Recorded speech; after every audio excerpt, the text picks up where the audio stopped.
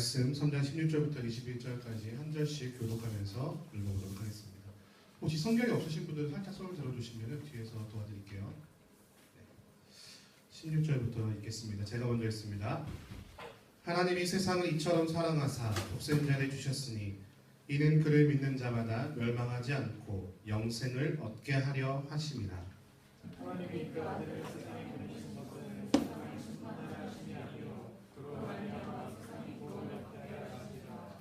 그를 믿는 자는 심판을 받지 아니하는 것이요 믿지 아니하는 자는 하나님의 독생자의 이름을 믿지 아니하므로 벌써 심판을 받은 것이니라. 그 존재는 이것이니 곧 빛이 세상에 왔는데 사람들이 자기 행위가 악함으로 빛보다 어둠을 더 사랑하는 것이니라. 악을 행하는 자마다 빛을 미워하여 빛으로 오지 아니하나니 이는 그 행위가 드러날까 함이요 진리를 따르는 자는 빛으로 오나니 이는 그 행위가 하나님 안에서 행하는 것임을 나타내려 함이라 하시니라. 아멘. 기도하겠습니다. 사랑과 은혜가 많으신 아버지 하나님, 우리는 십자가에 대해서 묵상하고 있습니다. 그 십자가가 무엇을 의미하는지, 그 십자가가 나와 무슨 관계가 있는지 우리가 말씀을 통하여 하나하나 묵상하고 있습니다. 하나님, 그 십자가가 내 안에 되살아나게 하여 주시옵소서. 또한 우리 공동체 가운데에 그 십자가가 바로 세워질 수 있도록 인도하여 주시옵소서. 그래서 예수님을 따르는 제자의 삶을 살아가게 하시고 많은 사람이 택하지 않는 그 좁고 험난한 길로 걸어가는 주의 백성들 될 수 있도록 성령 하나님 인도하여 주시옵소서. 함께 하시고 인도하실 것을 믿사오며 우리 주 예수 그리스도의 이름으로 기도드립니다. 아멘. 예, 오늘은 십자가에 대해서 생각해보는 세 번째 시간입니다. 몇 번째라고요? 세 번째 시간. 첫 번째는 뭐였죠? 네, 주보 있어요. 컨디로 빨리 하세요. 첫 번째 주는 제목이 누가? 십자가는 누가 져야 된다고 저와 함께 말씀 나눴었죠? 기억나시나요? 내가. 근데 그 십자가가 무엇인가? 첫 번째로 십자가는 뭐였다? 복습 시간이에요. 첫 번째는 사형도구였다. 두 번째는 하나님의 저주의 상징이었다. 세 번째는 뭐였다고요? 세 번째는 뭐였다고요? 회복과 생명을 나타내는 것이었다. 그래서 우리가 십자가를 진다는 건 첫 번째로 나 자신을 죽이는 것이고, 두 번째는 세상의 손가락질을 받을지를 따라가는 것이며, 세 번째는 예수 그리스도의 부활과 생명을 선포하는 삶을 살아가는 것이다 라고 저와 함께 나눴던 기억 나시나요?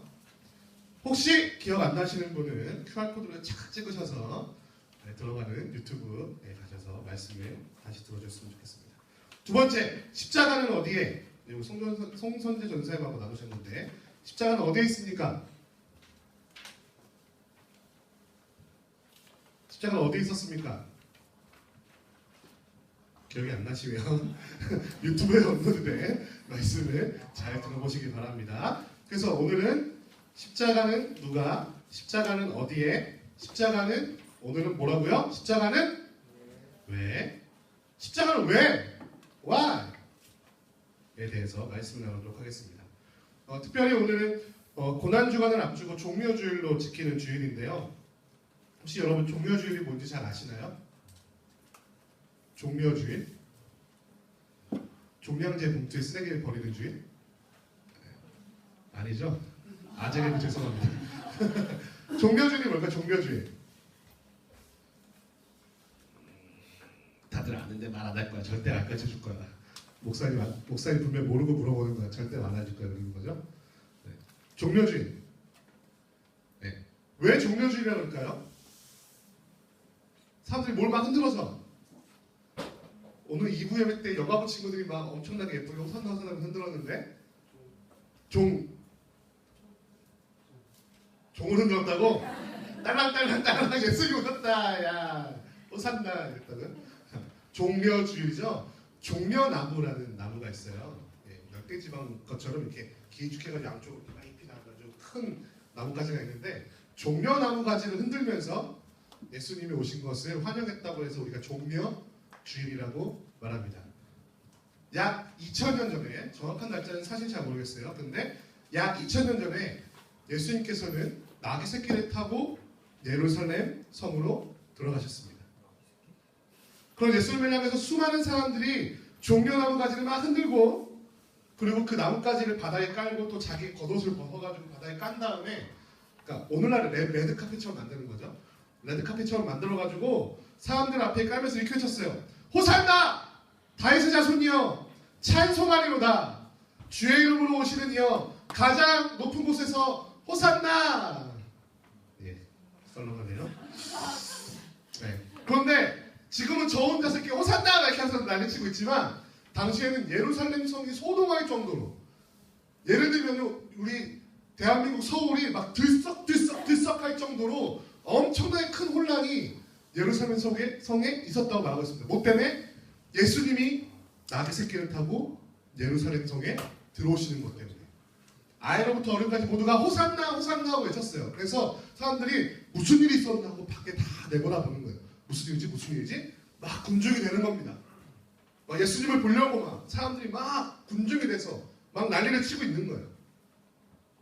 호산나 다윗의 자손이여 가장 높은 곳에서 호산나 이렇게 외치면서 예수님을 맞이하였다고, 제가 뻥치는 게 아니고요, 마태복음 21장에 기록되어 있습니다. 이렇게 예수님을 다윗의 자손이라고 메시아라고 떠들썩하게 맞이했던 사람들은 막 어떤 기대에 가득 차 있었습니다. 여러분, 조금 있으면 우리 총선이 다가오는데 어떤 투표에 기대감이 있으십니까? 있으십니까?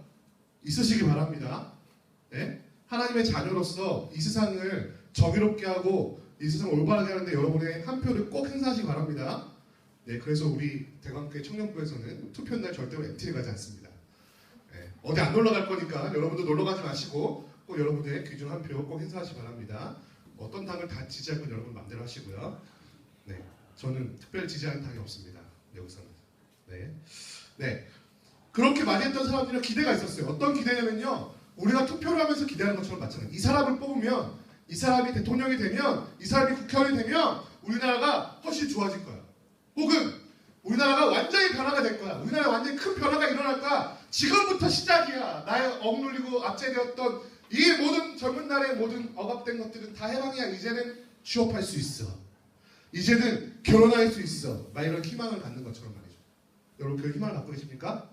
여러분, 기도하시면서 그런 날을 희망하시면서 그런 날을 꿈꾸시기 바랍니다. 그리고 여러분의 손으로 만드시기 바랍니다. 그와 마찬가지로 드디어 이제 예루살렘에 있던 유대인들은 이제 드디어 로마의 압제에서 우리가 해방될 수 있다. 우리 대한민국 만세 외쳤던 그날처럼 말이죠. 이제는 더 이상 일제의 압제에서 벗어나 이제 우리 독립된 국가를 만들 수 있어 라는 기대와 마찬가지로 유대인들은 드디어 로마의 압제에서 자신들을 해방시키고 옛날 옛적 다윗의 때와 같이 유대인들의 왕국이 다시 이루어질 것을 소망하는 마음에서 이렇게 외쳤어요. 호산나 다윗의 자손이여 가장 높은 곳에서 호산나. 어서 오셔서 군대를 일으키시고 어서 오셔서 하얀 말에 장군처럼 일어나셔서 우리를 압제에서 해방시켜주세요 라고 외쳤다는 것이죠. 그런데 이후에 예수님이 행하셨던 행보를 말씀을 쫓아가다 보면요, 이런 사람들의 기도하고는 정반대로 행동하세요. 예수님께는 군대를 일으켜가지고 로마 군사와 싸우실 생각이 조금도 없으셨던 것 같아요. 사람들이 호산나 하고 외쳤던, 겉으로 보기엔 영광스러웠던 그 길은 바로 예수님께서는 그 십자가의 죽음의 길을 향한 길이었기 때문입니다. 전통적으로 기독교에서는 종려주일 이후의 한 주간을 고난주간이라고 부르면서 예수님의 십자가를 묵상하는 주간으로 삼습니다. 이때는 특별히 금식하며 기도하는 전통이 이어지는데요. 그리고 특별히 금요일에는 예수님의 최후의 만찬을 기념하며 성찬식을 갖기도 합니다. 우리 대광교회에서도 고난주일의 금요일에는요, 특별히 성찬식을 매년 준비해서 예수님의 그 십자가를 기념하면서 기억하는데요. 우리 청년들 중에서도 혹시 세례교인이시라면, 세례교인이 아니시라면 더더욱 성찬식에 참여하셔가지고 우리 예수 그리스도의 명령과 십자가를 어떻게 기억하며 묵상해야 되는지 꼭 배우시기 바랍니다. 여러분이 세례교인이시라면 성찬식에 꼭 참여하셔서 여러분이 예수 그리스도의 제자인 것, 예수님 앞에서 다시 한번 죽었다 살아난 세례교인이라는 사실을 기억하시고 성찬식에 꼭 참석하셨으면 좋겠습니다. 이런 고난주간을 앞두고 우리가 오늘 함께 나누고자 하는 말씀의 내용은 세 가지입니다. 첫 번째는 하나님께서는 도대체 왜 십자가를 계획하셨는가라는 것이고요. 두 번째는요, 예수님께서는 왜 십자가를 지셨는가 하는 것입니다. 마지막 세 번째는 예수님께서는 왜 우리에게 그 십자가를 지라고 하시는가에 대해서 함께 이야기를 나누고자 합니다. 첫 번째, 하나님께서는 왜 도대체 십자가를 계획하셨을까요? 우리가 지난번에 나누었듯이 십자가는 당시에 가장 끔찍하게 사람을 죽이는 방법이었습니다. 그런데 왜 하필이면 하나님께서는 다른 방법도 아니고 또 꼭 자신의 아들이며 하나님이신 예수님을 십자가에 매달아 죽이셔야만 했을까요? 아니 좀 더 쉬운 방법, 아니 좀 더 하나님 같은 영광을 누릴 만한 다른 방법은 없었을까요? 두 번째, 예수님께서는 왜 십자가를 지셨을까요? 아무리 사랑하는 사람들을 구원하기 위한 방법이었다고 해도 능력이 무한하시고 지혜가 한이 없으신 하나님이신 예수님께서 십자가를 묵묵히 지신 것은 너무 바보스럽지 않습니까? 너무 지혜가 없어 보이지 않나요? 마지막 세 번째, 예수님은 왜 그 십자가를 우리 보고 지시라고 할까요? 아니 왜 우리는 이 십자가를 져야만 합니까? 이 세 가지 왜라는 질문을 통해서 하나님께서 우리에게 원하시는 것이 무엇인지, 그리고 성경은 우리에게 무엇이라 말하고 있는지 함께 살펴보고자 합니다. 그래서 오늘을 살아가는 2016년이죠. 2016년을 살아가는 오늘 우리 이제 21세기잖아요. 그죠? 그런데 오늘을 살아가는 우리와 과연 2000년 전에 어마무시하게 멀죠? 2000년 전에 예수님께서 지고 골고다 언덕에 오르신 그 십자가가 무슨 관계가 있는지 한번 살펴보도록 하겠습니다. 오늘 말씀을 통해서 하나님께서 우리 대감교회 청년부를 향해 품으신 마음을 깨닫는 시간이 되기를 주님의 이름으로 축원합니다. 이럴 땐 아멘 하는 거예요. 축원합니다. 네, 고마워요. 네. 첫 번째 질문입니다. 하나님께서는 왜 십자가를 계획하셨을까요? 아니 그 전에 좀 알아볼 것은 십자가가 도대체 언제부터 준비되었을까요? 여러분 어떻게 생각하세요? 십자가는 언제부터 준비됐을까요? 예수님이 십자가 달리기 일주일 전에 준비됐을까요? 목수가 뚝딱딱 만들어서? 그런 거 말하는 거 아닌 거 알죠? 십자가는 언제부터 준비됐습니까? 우리 두 가지 증거를 통해 발견할 수 있는데요. 첫 번째 증거는 생각보다 앞이에요. 창세기 3장 15절입니다. 우리 말씀 찾아볼까요? 창세기 3장 15절.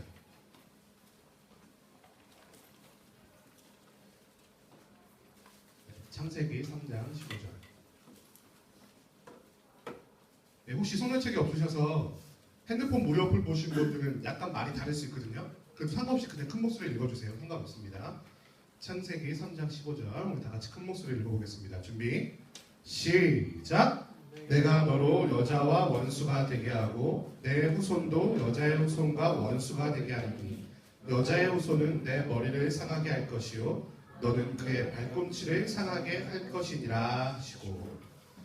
우리 창세기 3장 15절을 기독교 전통 안에서 원복음 혹은 원시복음이라고 부릅니다. 이것은 성경에서 나타난 복음 중에 가장 먼저 나타난 복음이라는 거예요. 너무 미개한 복음이라는 게 아니고 원시복음이라 해서 가장 먼저 나타난 복음이라는 뜻입니다. 이 말씀은 선과 악을 알게 하는 나무의 열매를 따먹게 한 죄를 지은 뱀 있죠? 뱀이 심판받는 그 장면에서 하나님께서 하시는 말씀입니다. 뱀의 후손과 여자의 후손. 뱀의 후손과 여자의 후손은 서로가 원수가 될 것이라고 하나님 말씀하십니다. 그런데 중요한 것은 뱀의 후손은 겨우 여자의 후손의 발꿈치를 상하게 할 것이고요. 뱀의 발꿈치를 상하게 한다고 말씀하시고요. 또 여자의 후손은 어떻게 한다고? 뱀의 뭘 상하게 한다고요? 머리를 상하게 할 것이다. 근데 전통적으로 이렇게 발로 밟아서 머리를 상하게 한다 생각하는데요. 사실 발이란 말은 안 나와요. 손으로 하는지 머리로 하는지 발로 하는지 모르겠는데 어쨌든 머리를 상하게 한다는 것이에요. 여기서 등장하는 여자의 후손이 다 누굴까요? 여자의 후손? 누구? 여기서는 세 개 중에 하나 말하면 거의 맞아요. 하나님, 예수님, 성령님. 누굴까요? 예수님, 정답. 세 개 중에 말하면 거의 맞아요. 교회에서는. 예수님을 말합니다. 여자의 후손. 예수님은 여자의 배를 통해서 태어나셨죠? 여자의 후손이죠? 누구의 배를 통해서? 마리아. 여기서 뱀으로 상징되고 있는 사단은 예수님을 십자가에 매달아 죽게 할 것이지만 그것은 겨우 뭘 상하게 하는 것이다? 발꿈치를 상하게 하는 것이다. 여러분, 발 뒤꿈치 한번 상해 본 적 있어요? 혹시 군대 갔다 온 청년들은 좀 느껴봤을지 모르겠어요. 혹시 이렇게 군화 식구 처음 훈련소에서 행군을 하는데 발에 잘 안 맞아, 군화가. 그럼 발에 뭐가 잡히죠? 물집. 근데 그 물집이 오래되면요 봉화지겸이라는 것을 발달을 하는데요.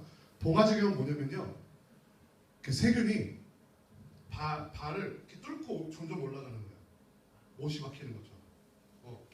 만약에 발 뒤꿈치가 못이 박힌 것처럼 뚫고 올라가면 아플까 안 아플까요? 진짜 정말 아프대요. 저는 다행히 발이 튼튼해가지고 두꺼워가지고 그런 적은 없었는데 그런 사람들이 흔치 않게 많다고 그래요. 군대에서는 세상에서 보도 못한 병들이 많이 나거든요. 그런 일들이 많이 일어나는데 여러분 생각해보세요. 발 뒤꿈치가 까졌어. 아파요 안 아파요? 아프지, 고통스럽지. 근데 죽어요?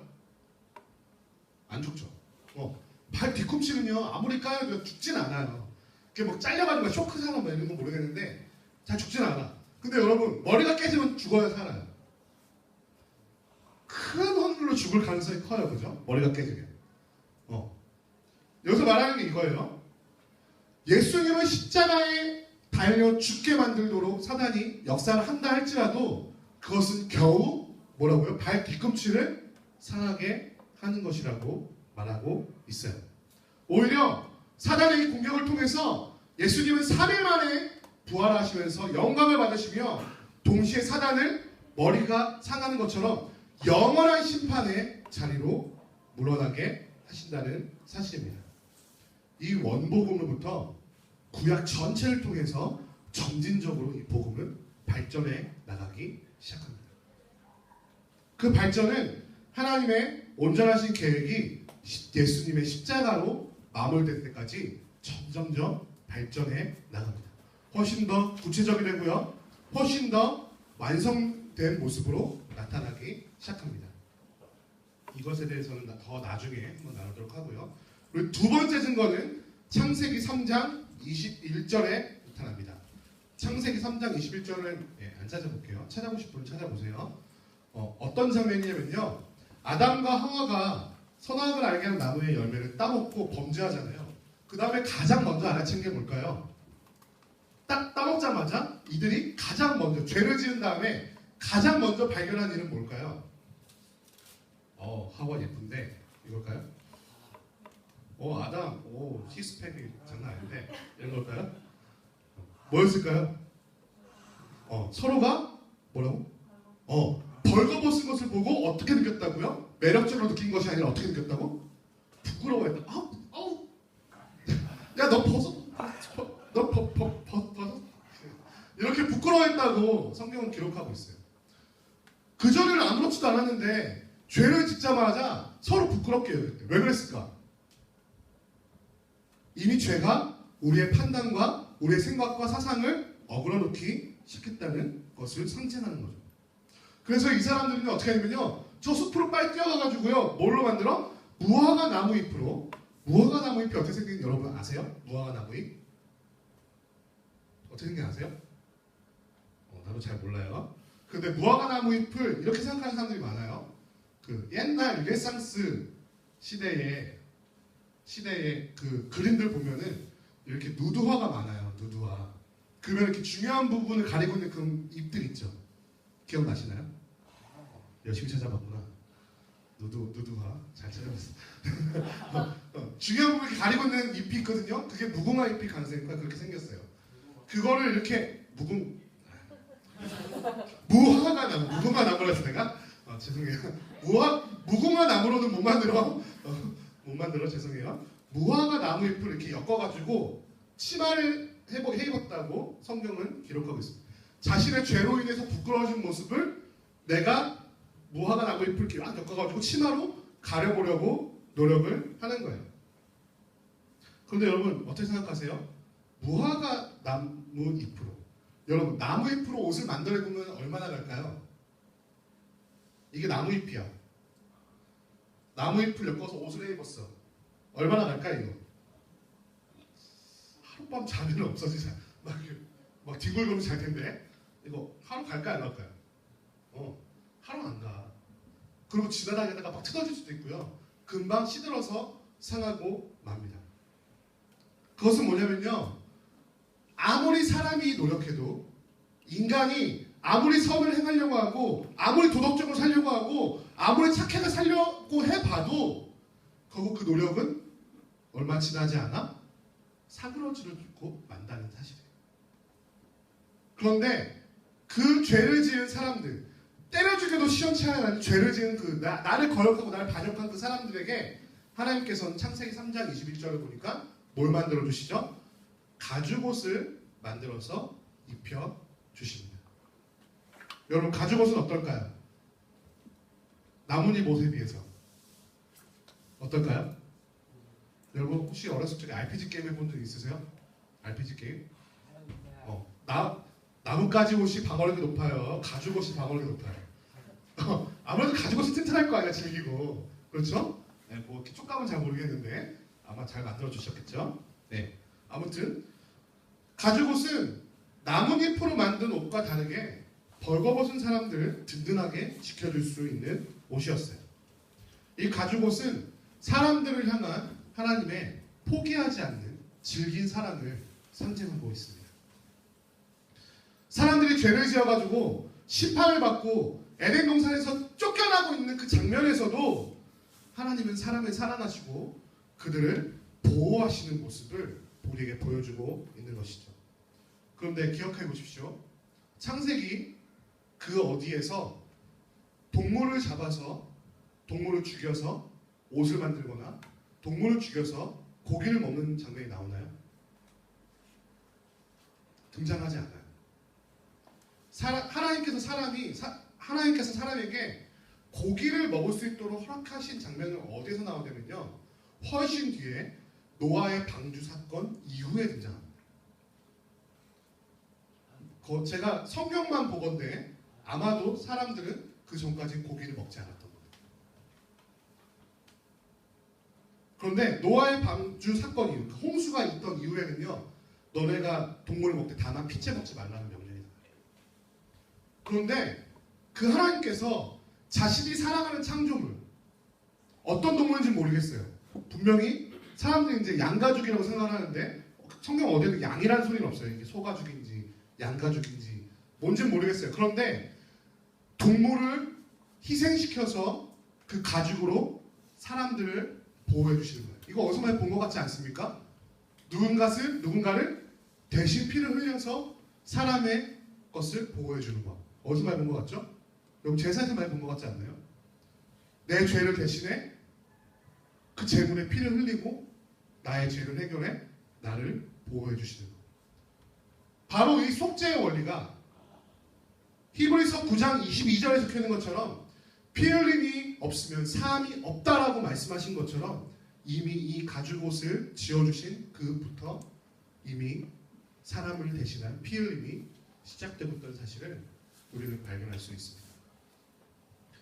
이것은 단순한 피 흘림이 아니라 사람을 보호하시고 구해내시기 위한 피 흘림이었다는 사실이죠. 이 제가 아까 말씀드린 것처럼 이 원시복음이 점점 발전되는 양상을 보여주는데요. 이 가죽옷에서 시작된 피 흘림은 구약 율법의 속죄함의 제사, 속죄제로 이어지게 되고요. 그 속죄제가 더 발전해서 예수 그리스도의 십자가 위에서 흘리신 예수 그리스도의 피로 완성되게 되는 것을 우리는 성경 전체를 통해 발견할 수 있습니다. 그렇습니다. 하나님께서는 십자가의 구원의 계획을 이미 사람이 죄로 인해 타락한 바로 그때부터, 그 이전부터 세우고 계셨고요. 기나긴 구약 역사의 시간 동안에 점진적으로 발전시키시며 자신의 사람을 향한 구원 계획을 진행시키고 계셨다는 사실입니다.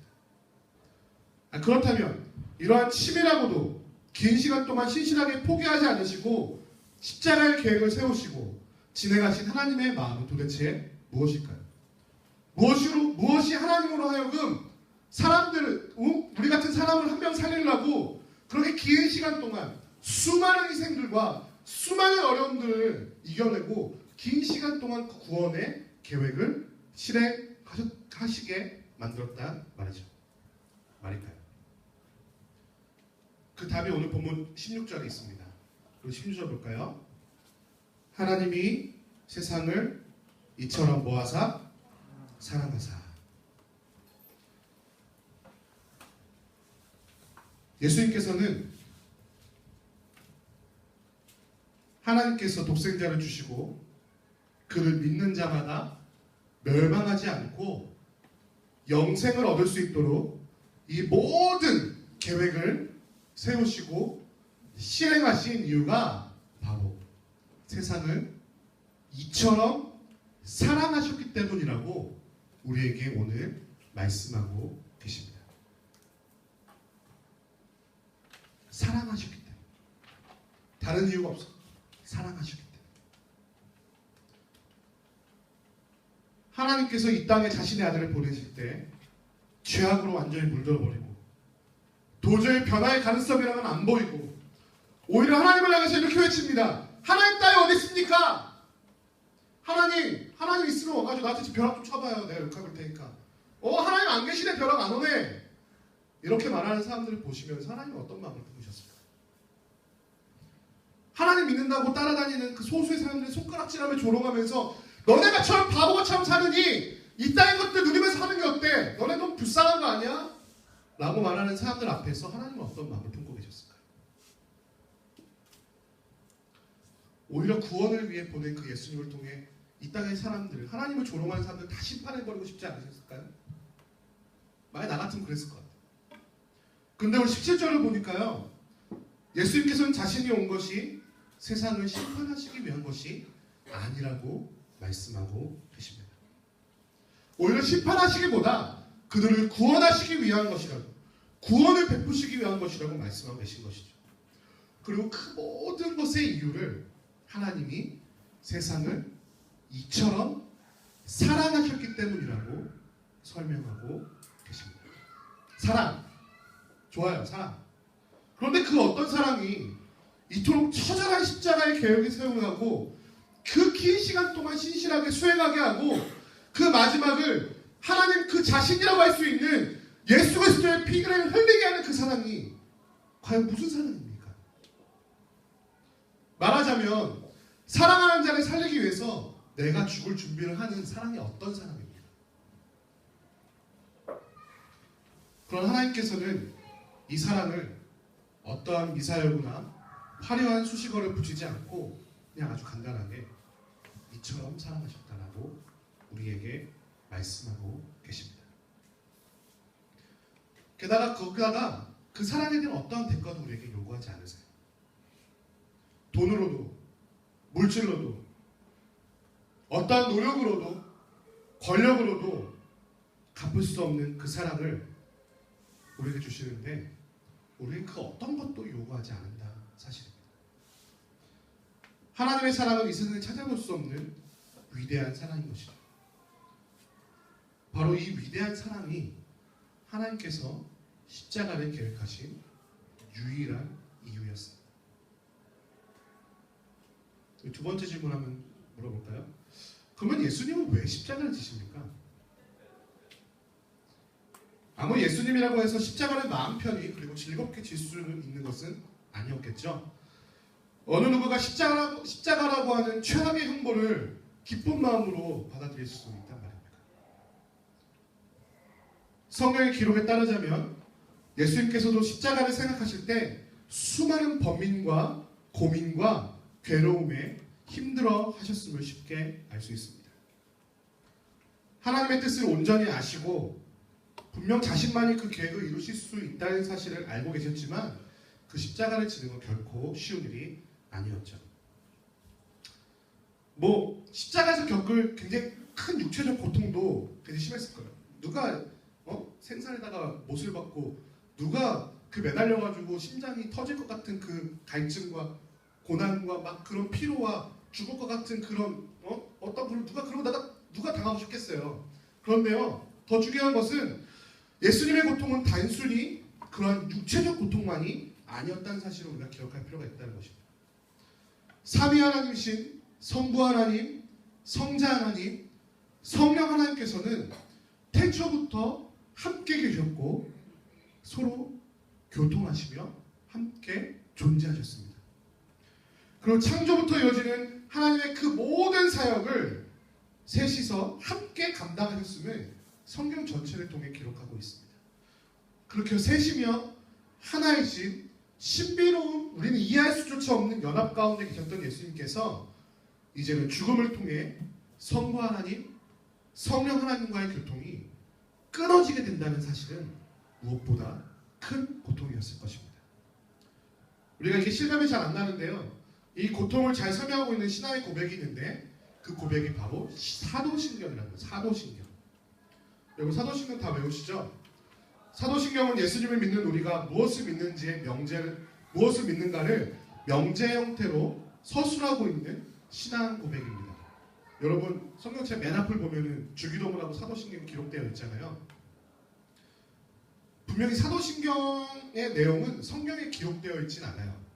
성경의 내용을 근거로 하고 있지는 그러니까 성경에 기록된 문자는 아니지만 그 한 구절 한 구절이 성경의 내용을 근거로 만들어져 있기 때문에 우리는 사도신경을 우리의 신앙 고백으로 받아들이고 우리의 신앙을 고백할 때 사용합니다.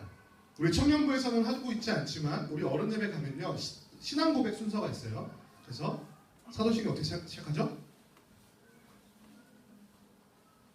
뭐라고요? 하늘에 계신 이건 아니죠.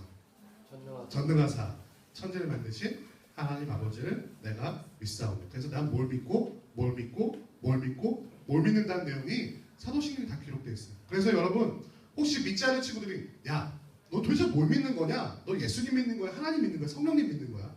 아니면 셋 다 믿는 거야? 네 믿는 게 뭐야? 라고 물어볼 때 사도신경을 천천히 읊어주시면 됩니다. 전능하사 천지를 창조하신 하나님을 내가 믿어. 이렇게 하나하나 조곤조곤 설명해 주시면 돼요. 그런데 이 사도신경은 사실 한글로 만들어진 건 아니겠죠? 번역된 것인데 근데 사실 한글로 번역된 사도신경에는 빠져있는 신앙 고백이 한 가지가 있습니다. 이것은 카톨릭에서 잘못 해석해서 연옥사상이라는 걸 만들어냈기 때문에 이런 논란 속에서 1908년 우리가 모든 교단이 합동찬송가를 만들 때 감리교의 요청에 의해서 빠지게 되었는데요. 실제로 장로들 고신 측에서는요 2012년부터 다시 이 부분을 회복해서 사도신경을 고백하고 있습니다. 영어 사도신경에는 거의 대부분 빠짐없이 기록되어 있는데요. 그 고백이 바로 뭐냐면요. He descended into hell. 네, 발음 안 좋죠. 콩글리시로 발음해 드릴게요. He descended into hell. 알아두셨죠? 이라는 부분입니다. 이거 우리말로 번역하자면은 그가 지옥으로 내려가셨다 정도로 해석될 수 있을 것입니다. 그래서 여기서 지옥이라는 단어가 우리를 좀 헷갈리게 만드는데요. 근데 오늘날 우리가 생각하는 지옥이 아니라 기원전 4세기쯤 사도신경이 기원전 4세기경쯤에 나타나기 시작했는데요. 그때 당시 사람들이 생각했던 지옥을 생각해야 돼요. 오늘날 지옥을 생각하면은 마지막 최후의 심판에 지옥으로 떨어지는 그런 거 상상하게 되잖아요. 근데 여기서 말하는 지옥이 그런 뜻이 아니고요. 여기서 말하는 지옥은 지금의 우리가 생각하는 그런 것이 아니고 사도신경을 고백하기 시작한 4세기경의 헤레뜻은 당시의 지옥이라는 것은 죽은 사람들이 가는 곳이라는 약간 추상적인 개념이었습니다. 그래서 그것을 수올 혹은 음부라고 표현하고 있는데요. 수올이라는 것은 무엇이냐면은 끝을 알 수 없는 구덩이라는 뜻을 갖고 있어요. 끝을 알 수 없는 구덩이. 그래서 이 땅의 모든 것과 완전히 단절된 곳이라는 의미를 갖고 있었습니다. 여러분, 저세상이라는 개념 우리나라에도 있죠? 저세상? 죽으면 가는 곳. 어딘지 몰라요. 거기가 어딘지 모르겠지만 죽으면 가는 곳. 근데 가면 돌아올 수 있어요? 절대로 못 돌아오는 어떤 곳이에요. 그래서 수올, 음부라는 뜻은 끝을 알 수 없는 구덩이. 거기 한번 들어가면 다시 나올 수 있다 없다? 없다라는 정도의 개념이에요. 그래서 그가 음부로 내려가셨다. 그 부분이 어디 들어가면요. 본디오 빌라도의 고난을 받으사 십자가에 달려 죽으시고 그 사이에 들어갔어요. 그가 지옥으로 내려가셨다가 3일 후에 다시 살아나신다고 기록되어 있는데요. 이 부분이 빠진 거는 우리가 지옥에 대한 이해가 좀 어렵기 때문에 지금 빠져 있는 것인데 그것을 잘 생각해 보면 이 땅의 모든 것과 완전히 단절돼서 돌아올 수 없는 곳이에요. 오늘날 예수님의 죽음에 대해서 또 예수님의 부활에 대해서 많은 사람들이 의문을 가져요. 여러 가지로 해석합니다. 예수님이 죽었는데 제자들이 시체를 빼돌려서 살아났다고 소문을 냈다. 혹은 예수님이 돌아가신 것이 아니라 그냥 가사 상태에 있다가 3일 만에 일어나서 다시 돌아다녔다. 여러 가지 얘기들이 있어요. 그런데 우리의 신앙 고백 사도신경 분명히 말하고 있어요. 그가 수올로 내려갔다. 한번 가면 다시 돌아올 수 없는 곳으로 갔다. 며칠 뒤에 3일 만에 부활하셨다. 라는 고백을 우리는 분명히 해야만 합니다. 근데 더 중요한 건 뭐냐면요. 이 수올과 음부라는 것은요. 바로 예수님께서 하나님과의 교통이 완전히 단절된 상태인 것을 분명히 표현하고 있다는 사실이에요. 음부로 가면요. 하나님과의 관계가 완전히 단절되는 거예요. 우리가 죽으면 이 땅의 사람들의 관계가 완전히 단절되는 것처럼 예수님이 음부에 내려오셨다는 것은요. 하나님과 성령님과의 교통이 완전히 끊겼다는 거예요. 예를 들면 이런 거죠. 핸드폰을 들고 아무리 전화를 걸어도 신호가 가지 않는 거예요. 맨날 통화하던 사람하고 통화가 안 되는 거죠. 너무 비교라서 그렇지만 하나님과 삼위일체의 교통은 어떤 것인지 잘 모르니까 이 정도로밖에 설명 못할 것 같아요. 이런 고통의 증거가 베드로전서 3장과 4장에 분명히 증거되어 있습니다. 나중에 한번 찾아보세요. 예수님께서 나무에 달려 죽으심으로 인해서 하나님의 죄에 대한 저주를 한 몸에 입으시고 그 죄로 인해서 성부 하나님과의 교통이 완전히 단절되는 고통은 예수님으로서는 도저히 상상도 할 수 없고 쉽게 감당할 수 있는 부분이 분명 아니었던 것 같습니다. 그래서 예수님께서는 하나님께 간절히 기도하십니다. 마치 땀이 너무 흘러가지고 피가 된 것처럼 보일 정도로 간절히 기도하셨다고 성경에 기록되어 있어요. 이 십자가를 피할 수만 있다면, 만약 다른 방법으로 하나님의 구원 사역을 감당할 수만 있다면 십자가를 지지 않게 해주세요 라고 간절히 하나님께 기도했습니다. 그 십자가를 생각하고 고민하기만 하면은 막 어쩌지를 못해가지고 예수님의 표현을 빌리자면요. 여러분, 예수님이 직접 말씀하신 거예요. 내 마음이 매우 고민하여 죽게 되었다. 여러분, 마음이 죽은 사람을 보신 적 있습니까? 마음이 죽은 사람. 너무나 큰 고통, 너무나 큰 트라우마 때문에 마음이 죽어버린 사람. 아무런 외부 반응에도 반응이 없고요. 감정 표현도 할 수 없고요. 눈물만 나는 거예요. 우울증이 끝까지 이른 거죠. 그런데 예수님께서는요. 내 마음이 고민해서 죽게 되었다라고 십자가 고통을 생각하시면서 이렇게 말씀하셨어요. 십자가의 고통과 두려움은 육체적으로도 영적으로도 매우 대단한 것이었습니다. 그런데 어떻게, 왜 예수님은 그 십자가를 지셨을까요? 오늘 본문 말씀 18절부터 21절 말씀을 보면 우리가 좀 알 수 있는데요. 18절부터 21절을 묵상하셨죠? 예, 그것을 보니까요. 예수님께서 이 땅에 빛으로 오셨다고 말씀하십니다. 그것을 통해서 빛이 비추면 어떻게 되죠? 밝아져서 내 모든 것이 드러나게 되죠. 만약에 여기가 다 껌껌해지면 내 얼굴 안 보일 거 아니에요. 그런데 이렇게 빛이 환하게 있기 때문에 제 얼굴, 그렇죠? 제 얼굴과 생긴 모든 것이 다 드러나게 되는 거예요. 그래서 예수님의 빛이 비춰지는 곳마다 사람들의 행위의 선함과 악함이 드러나게 되는 것이죠. 그렇기 때문에 이미 빛으로 나오지 않는 자는 그것으로 이미 심판받았다라고 성경은 기록하고 있습니다. 그런데 만약 예수님께서 그 빛의 역할을 거부하시면 어떻게 될까요? 만약에 형광등이 빛을 내기를 거부하면 여러분 어떻게 되겠습니까? 어떻게 될까요? 불이 꺼지면 어떻게 어두워지겠죠. 만약 예수님께서 이 땅의 빛의 역할을 거부하죠. 그럼 이 땅은 어떻게 될까요? 상상해보세요. 그렇게 된다면 이 땅에서 빛은 사라지게 되는 것이죠. 그 어디에서도 정의를 찾아볼 수 없게 되고 누가 죄인인지 누가 의인인지 알 수 있는 방법이 사라지게 됩니다. 그렇기에 빛으로 이 땅에 오신 예수님께서는요, 빛의 길로 나아가셔야만 했던 것입니다. 그런데 그 빛으로 나아가는 방법은 뭐냐면요, 바로 하나님의 말씀에 순종하는 것이었습니다. 그렇게 하셔야만 예수님의 사역의 목적인 이 땅에 빛이 되는 사역을 감당하실 수 있었던 것이죠. 그래서 예수님은 하나님의 말씀에 순종하셔야만 했습니다. 그런데 여러분이 생각하는 것처럼 그렇게 그 순종을 억지로 하는 순종은 아니었어요. 오히려 자신의 기쁜 뜻으로 기쁨으로 하는 순종이었습니다. 그것은 우리는 예수님께서 기도하실 때 그 기도가 어떻게 마무리되는지를 통해 알 수 있습니다. 예수님은 온 힘을 다해서 그 잔을 그 십자가를 내게서 옮겨주십시오. 나 십자가 지기 싫어했으니 하나님, 나 십자가 좀 피하게 해주세요 하나님, 이라고 기도 다 하시고요. 뭐라고 말씀하시면요, 그러나 나의 원대로 마옵시고 아버지의 원대로 하옵소서 라고 기도하십니다. 예수님의 가장 큰 기쁨은 하나님의 뜻이 하늘에서 이루어진 것처럼 이 땅에서 이루어지는 것이었기 때문에 그렇습니다.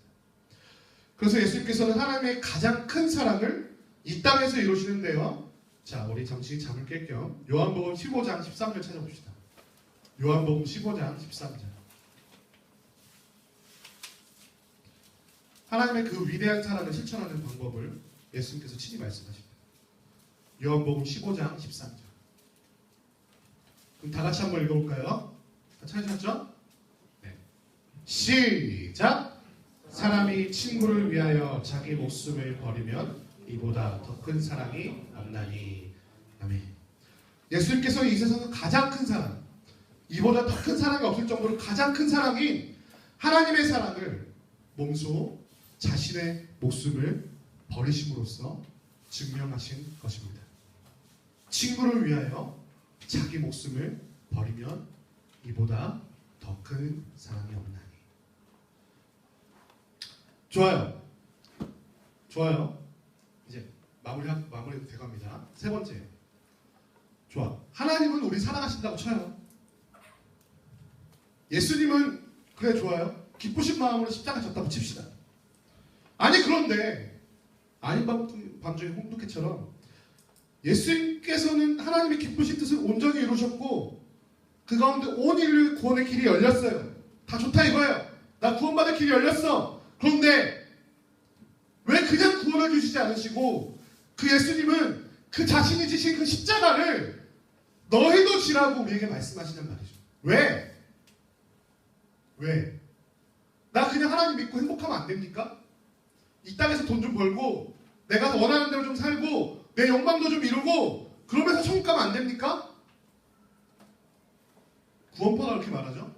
너네 이미 구원받았으니까 니네 무슨 죄를 져도 다 용서받는다고? 그래서 구원파들이 사회에서 논란을 많이 일으키잖아요. 뭘 해도 구원받는다고 하니까 한 번 구원받았으면? 아니에요. 예수님께서 우리에게 분명히 말씀하세요. 나의 뒤를 쫓아오려거든. 우리 첫 번째 주에 배웠죠? 뭐라고 하셨나요? 첫 번째 뭘 하라고요? 나를 부인하고. 네가 원하는 거 너의 욕망, 네가 생각하는 거 부인해야 돼. 저 밥 먹고 싶어. 너 밥 먹고 싶어. 아, 자고 싶어. 나 안 자고 싶어. 그지? 안 자고 싶지? 그지? 안 자고 싶지? 대표로 한 거예요. 다들 졸린 것 같아서.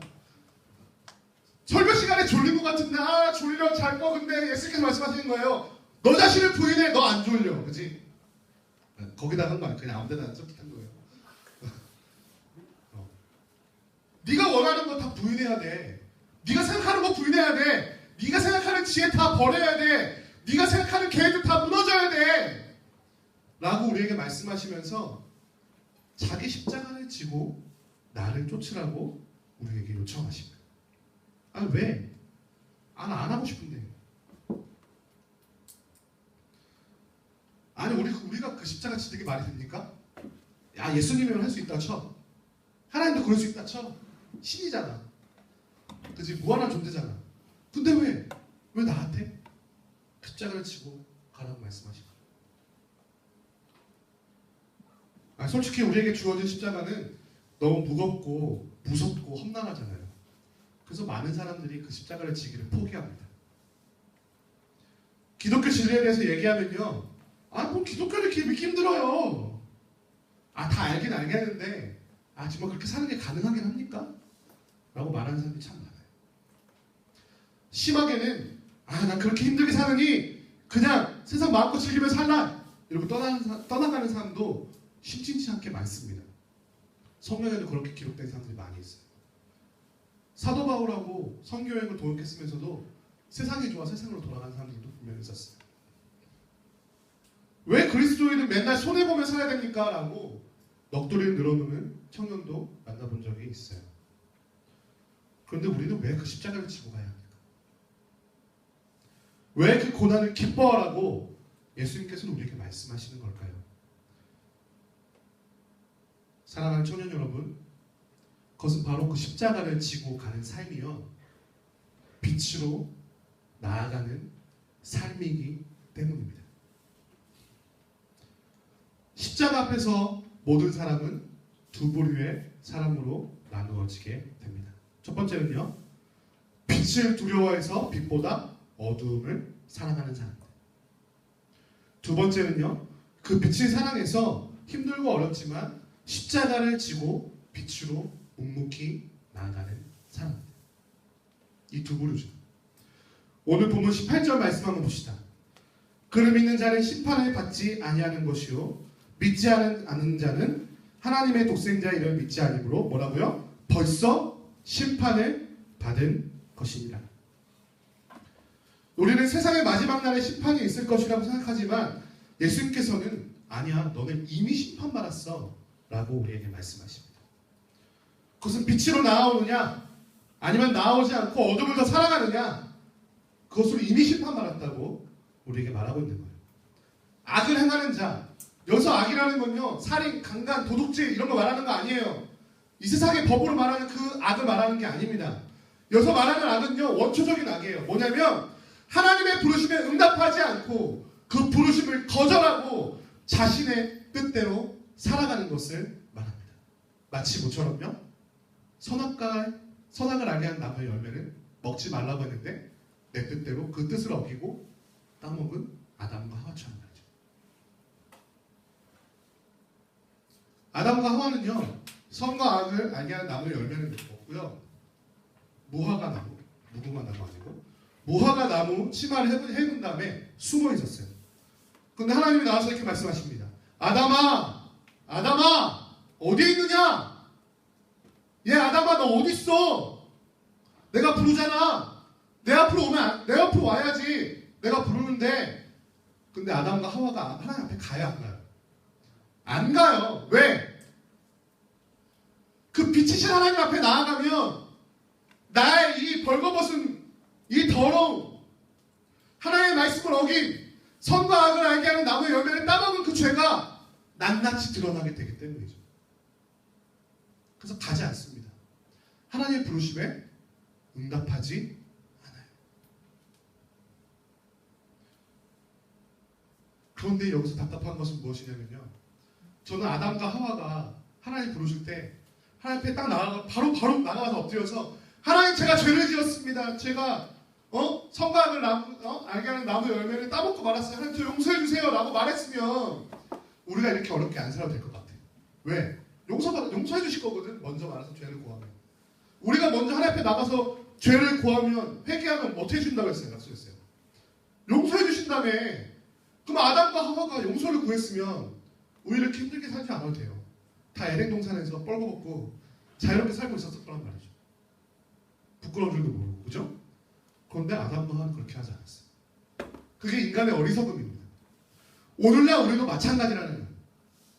예수님께서 그 십자가에서 우리를 이렇게 부르십니다. 얘 땡땡아, 요한아, 내 앞에 나와. 요한아 어딨니? 라고 부르시는데 우리는 대답하지 않아요. 왜? 아무도 모르는 나의 죄. 우리 엄마 아빠도 모르고 내 마누라도 모르는 그 죄들. 나의 부끄러움. 나를 벌거벗은 것 같이 만드는 그 하나님의 음성의 빛에 나아가면 너무 부끄러워서 쪽팔려서 살아갈 수가 없게 되기 때문에. 네, 사랑하는 청년 여러분, 빛을 사랑하시기 바랍니다. 그 빛은 우리의 폐부를 찔러요. 우리는 너무 부끄럽게 만들어요. 그런데 그 빛이 우리의 그 모든 상처와 그 모든 죄악과 부끄러웠고 우리가 어쩔 줄 모르는 그 모든 죄악들을 해결할 능력이 있기 때문입니다. 할렐루야. 아멘. 그러나 우리는 우리의 죄악을 내 스스로 해결할 수 없다는 것을 인정하고 무화과 나무 잎으로는 내 자신을 가릴 수 없음을 인정하고 하나님 앞에 그 빛에 나아가야만 한다는 사실이에요. 하나님의 그 부르시는 음성에 네, 제가 여기 있습니다 라고 응답해야만 한다는 것이죠.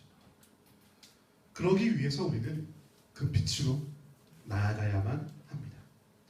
본문 21절을 보니까 진리를 따르는 자는 빛으로 오나니 이는 그 행위가 하나님 안에서 행한 것임을 나타내려 함이라라고 기록하고 있습니다. 우리가 빛으로 나가는 이유는요, 그 행위가 하나님 안에서 행한 것임을 하나님 앞에 나타내기 위한 것입니다. 우리가 우리의 기쁜 마음으로 우리에게 주신 십자가를 지고 그 모든 고난을 기쁨과 즐거움으로 여기는 삶과 행위가 바로 하나님 안에서 행하는 우리의 행위가 되는 것이죠. 물론 부끄러워요. 그런데 그 빛으로 나아가려면 애를 쓰는 거예요. 발버둥 치는 거예요. 나의 오늘은 추잡하고 더럽고 아무도 인정해주지 않는 그런 너무나 더러운 삶이지만 하나님 앞에 한 발자국 나가려고 발버둥 치는 삶이에요. 하나님은 그것을 우리를 의롭게 봐주신다는 사실이죠. 그 고난을 즐거움으로 느끼는 삶, 분명히 너무 힘들죠. 그렇다면 어떻게 그 십자가를 견딜 힘을 얻을 수 있을까요? 우리 마지막으로 다시 한번 베드로전서 4장 찾아봅시다.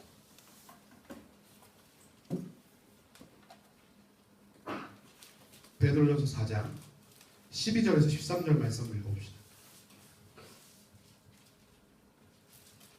베드로전서 4장 12절에서 13절. 누구 용기 있는 분이 한번 큰 목소리 읽어주시겠어요? 베드로전서 4장 12절에서 13절.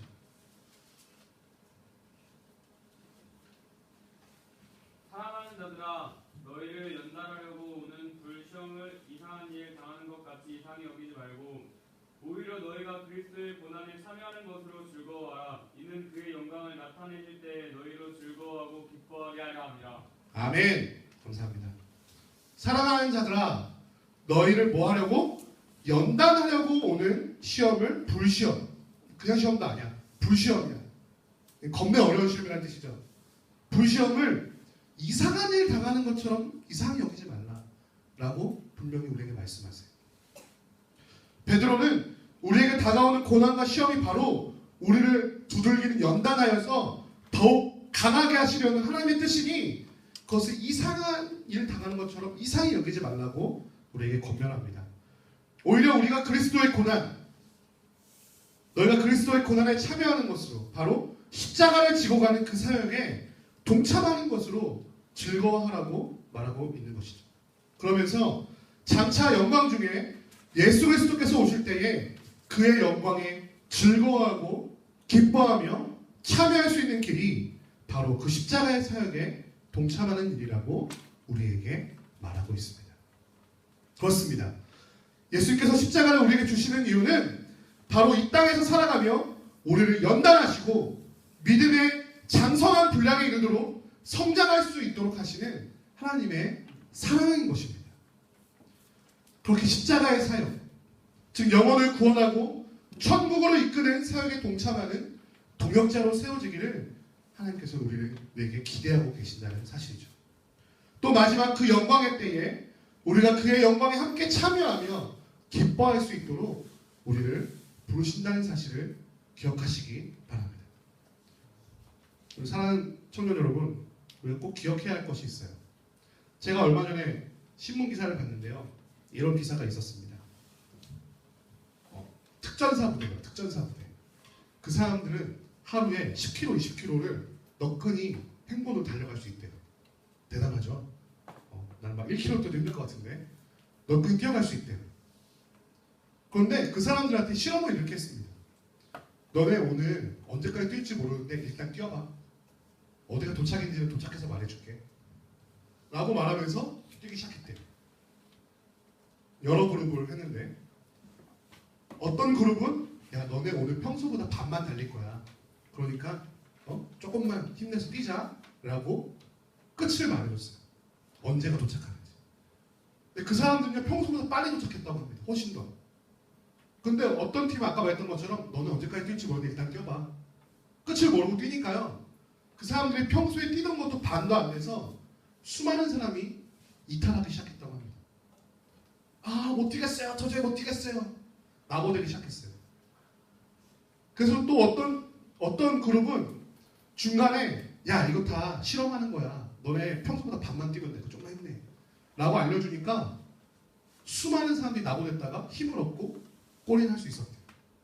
그런데 끝까지 도착 지점을 말해주지 않았던 사람들 평소 뛰던 것보다 반밖에 안 뛰었는데 다 나고하고 말았다는 거지. 왜? 사람은 목표가 없으면요 지쳐요. 걸어가는데 이 걸어가는 길 끝이 내가 어딘지 모르면 걸어가기 얼마나 힘들겠어요. 그렇죠? 목적지가 없이 걸어간다. 그런데 사랑하는 여러분 꼭 기억할 것이 있어요. 우리가 이 땅에서 십자가를 지는 삶은요 영원한 것이 아니에요. 제 말 맞습니까? 우리가 이 땅에서 십자가를 지는 삶은요 분명히 끝이 있어요. 할렐루야. 분명 그 고난에는 끝이 있다는 사실이에요. 분명 예수님께서는 고난의 십자가를 지시고 하나님의 저주를 한 몸에 받으시고 돌아가셨죠. 그래요. 비참하고 비참한 육체의 고난도 겪으시고 하나님과의 영원한 교통이 끊어지는 영혼의 고난 또한 당하셨습니다. 그런데 그 고난에 끝이 있었어요. 그 모든 고난 후에 3일 만에 살아나신 예수님께서는요 그 모든 고난 후에 누릴 영광을 부활의 첫 열매로 우리에게 나타내셨습니다. 첫 열매라는 것은요 뭐예요? 두 번째도 세 번째도 몇 번째도 있을 것이라는 약속이에요. 십자가를 지고 기쁨으로 고난을 지고 간 우리도 그 모든 고난과 어려움이 끝난 뒤에는 예수님과 같은 부활의 영광을 누리게 될 것이라는 것이죠.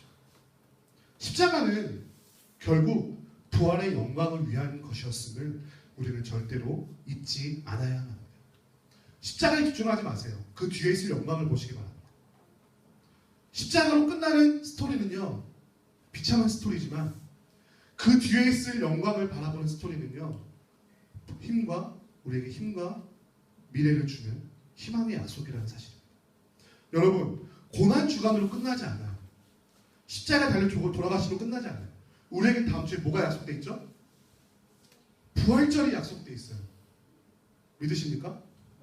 예수 그리스도의 십자가만을 생각해서 막 아이고 내가 그거 어떻게 하란 말이야 이거 살아가는 것이 아니라 그 예수 그리스도의 부활을 바라보면서 당당하게 살아가시기 바랍니다. 우리가 지금 겪는 억울함, 우리가 감내해야 되는 그 손해들, 악을 악으로 갚지 않은 용서와 사랑이 그 모든 고난을 겪은 후에 주어질 부활의 영광으로 모두 갚아질 것이라는 것을 여러분 꼭 기억하시기 바랍니다.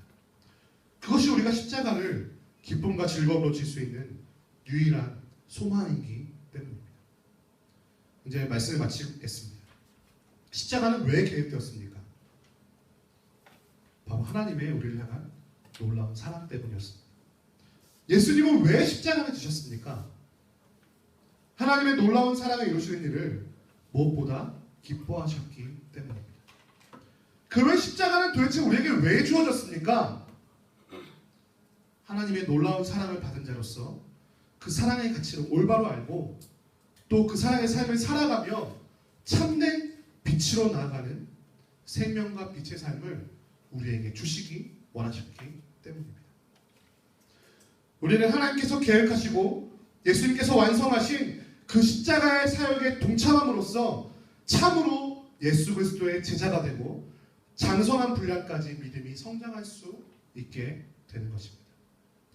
그 모든 것은 우리를 연단하시고 참으로 하나님의 동역자로 자라나기를 기대하시는 우리 하나님의 사랑이라는 사실을 우리가 잊지 않았으면 좋겠습니다. 우리는 그 십자가의 고난에 참여하는 것을 기뻐할 줄 알아야 합니다. 어렵고 힘든 그 좁은 길을 걸어가는 것을 우리의 삶의 목적으로 삼고 예수님이 그러하셨던 것처럼 기쁘게 그 길을 걸어야만 합니다. 그렇게 빛으로 살아가는 삶을 살아갈 때에 우리 주 예수 그리스도께서 영광을 나타내실 그때에 함께 즐거워하며 기뻐하며 그 영광을 함께 누릴 수 있게 될 것입니다. 부활의 영광이 우리의 고난 뒤에 약속되었음을 기억할 때에 우리는 우리의 십자가를 기쁨과 즐거움으로 질 수 있습니다. 그런데 그 부활을 보면서 갈 때도요, 넘어질 수 있어요. 왜? 힘드니까. 예수님도 힘들어하셨잖아요. 예수님도 죽을 만큼 고민하셨잖아요. 그러니까 우리도 한번 죽을 만큼 고민해 봅시다. 어떻게 하면 이 길을 걸어갈 수 있을까? 내 삶이 시궁창 같더라도 어떻게 하면 한 발자국 더 빛으로 나아갈 수 있을까 고민해 보잖아요. 그렇게 한 발자국 한 발자국 빛을 향해 더 나아갈 때에 하나님께서는 그 모든 것 뒤에 부활의 영광을 우리에게 약속해 주신다는 사실을 결코 잊지 말고 다시 한번 일어나서 한 발자국씩 걸어가 봅시다. 그것이 우리가 이 세상을 살아갈 수 있는 유일한 힘이기 때문이죠. 사랑하는 청년 여러분, 우리는 이 고난주간에 십자가를 묵상하기를 소원합니다. 우리가 우리의 인생 속에서 져야 할 십자가를 고민해 보시기 바랍니다. 우리의 행위가 하나님 안에서 행하는 진리의 행위일 때 우리는 빛이신 예수님 앞으로 나아가는 참된 삶의 길을 걸어가게 될 것입니다. 그런데 한 가지 잊지 않을 것은 이 모든 고난을 기억하는 그 뒤에는 분명 부활의 영광이 약속되어 있다는 사실입니다. 할렐루야! 아멘. 우리 오늘 말씀을 기억하시면서 잠시 기도하며 묵상하며 나가겠습니다.